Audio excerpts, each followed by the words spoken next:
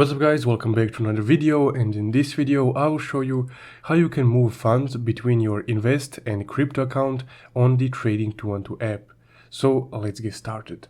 Now first off, once you open up your app, you would just need to make sure that you're on the section from which you want to move funds to.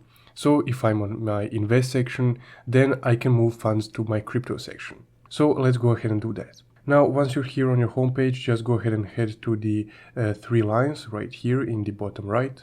And once you're here, just go ahead and tap on Manage Funds option, this one. Now, on the Manage Funds, you will be able to see the Move Funds section, this one right here, that has Invest and Crypto accounts. So just go ahead and tap on Move Funds. And here you can move funds between your invest and crypto account or vice versa.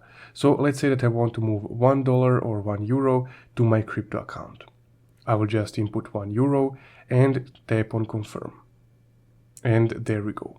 Now, as you can see, the balance of my crypto account has increased right here. And essentially, that's guys how you can move funds between your invest and crypto account on Trading 212 app. Thank you for watching.